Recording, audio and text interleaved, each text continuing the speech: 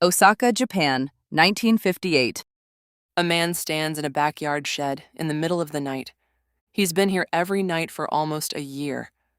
5 years earlier, he'd lost his business, his savings, and, for a while, his freedom. Tonight, none of that matters. He's holding a ball of dried noodles over a pot of boiling oil. He's done this 300 times before, and he has no idea that what happens next will travel further than he could ever imagine, all the way to outer space. You've eaten one. Maybe at midnight in a dorm room, maybe on a train, maybe this week, without even thinking of it as a meal.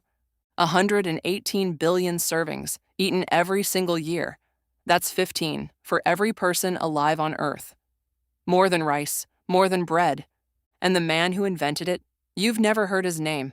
Let's fix that. Before he invented anything, Momofuku Ando lost everything. Twice. Born in Taiwan, raised by his grandparents, he built a business in Japan from nothing. Then the war came. Japan lost. And so did he. His company collapsed. He was convicted of tax evasion, a charge he disputed for the rest of his life. He came out at 47 with no money and no plan. So naturally, he built a shed. Most people at 47 look for something stable. Momofuku Ando looked for plywood. Here's why. One winter morning in 1957, he passed a noodle stall in Osaka. The queue stretched down the street, hundreds of people, freezing, waiting for a single bowl of noodles. Post-war Japan was still rationing food. This wasn't unusual, but it stuck with him. He thought, why is this so hard? Why does a bowl of noodles need a stall, a cook, and a queue around the block? Why can't a person just eat? He went home, he built the shed, and he started looking for the answer. He gave himself one question: noodles that need no fridge, cook in minutes, last for weeks, and actually taste good. Easy to say, almost impossible to do. 300 experiments, 300 failures. Too brittle, too bland, too strange. At some point, most people would have gotten a normal job. Momofuku Ando kept cooking. Then one evening, his wife was frying tempura in the kitchen. The batter hit the oil and exploded into 1,000 tiny holes, drying instantly, holding its shape. He stared at it. Then he looked at his noodles. It wasn't about drying them.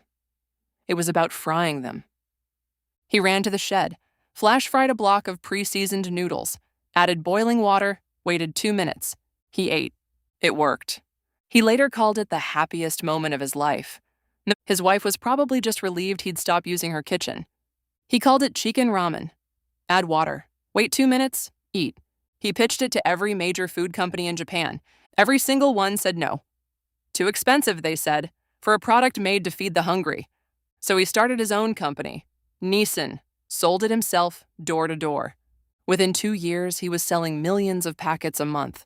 The instant noodle industry went from nothing to a national obsession. By 60, Momofuku Ando was rich, famous, and finished.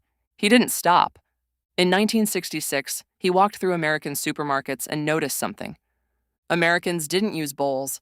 They ate standing up, straight from the container. So in 1971, at 61 years old, he invented cup noodle. Boiling water, straight into the cup, nothing to wash, nothing to own. It might be the most honest product ever made. It doesn't pretend to be dinner. It just says, you're hungry, here's food, 3 minutes. Within a year, 1 million cups a day. Within a decade, 40 countries and an industry worth $50 billion. And then, a phone call came from somewhere he never expected. By the 90s, scientists studying his noodles found high sodium, few nutrients, mostly just enough calories to get by.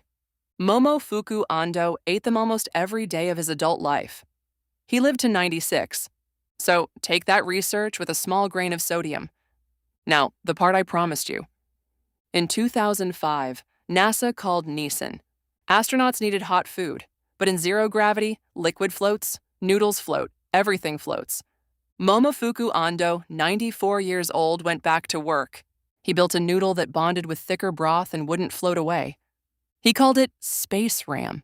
The man who started in a backyard shed with nothing sent his invention to the International Space Station. In 2000, Japan was asked a question: what's the most important invention of the century? Not the bullet train, not the Walkman. Instant noodles, #1, by a mile. Right now, somewhere in the world. A dorm room, a night train, a refugee camp. Someone is tearing open a packet, pouring boiling water, waiting 3 minutes, never thinking for a second about the man in the shed.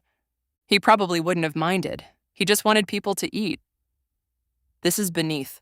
The surface is never the story. Next time, a woman locked out of her own product launch, and a company that buried her. Tupperware.